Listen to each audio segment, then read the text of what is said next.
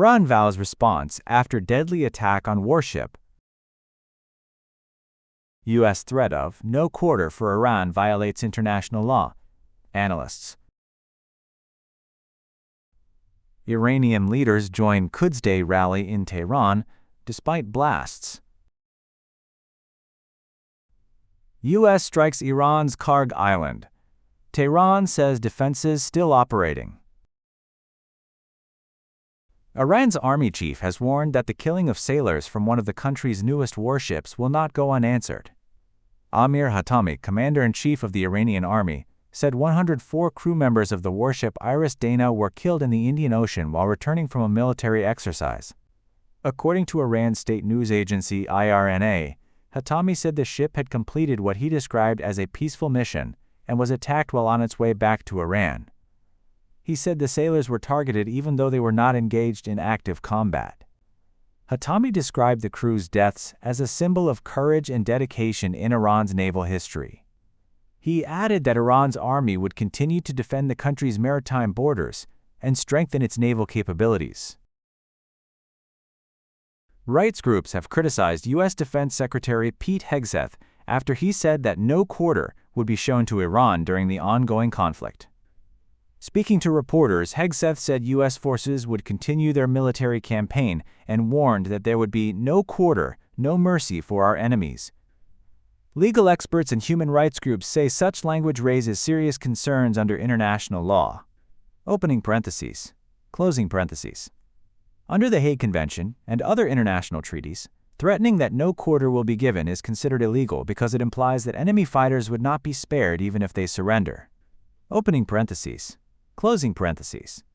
Brian Finucane, a senior advisor at the International Crisis Group, said the remarks raised questions about whether such rhetoric could influence how the war is conducted on the battlefield. Hegseth has previously dismissed concerns about international law, saying he would not follow what he described as politically correct wars or stupid rules of engagement.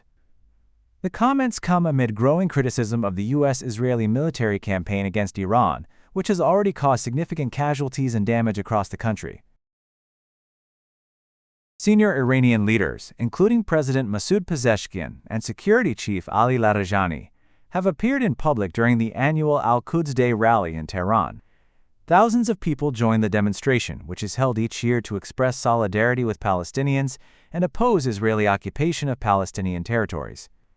Media images showed several top officials taking part in the march, including Foreign Minister Abbas Araghchi and Judiciary Chief Gholam Hossein Mohseni-Ejei.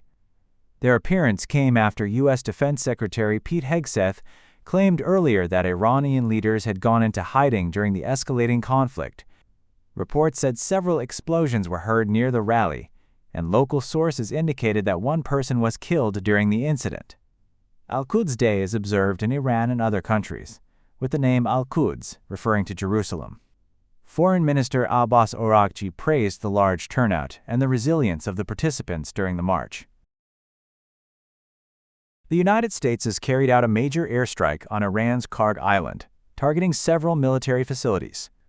U.S. President Donald Trump said the operation was conducted by U.S. Central Command and described it as one of the most powerful bombing raids in the Middle East.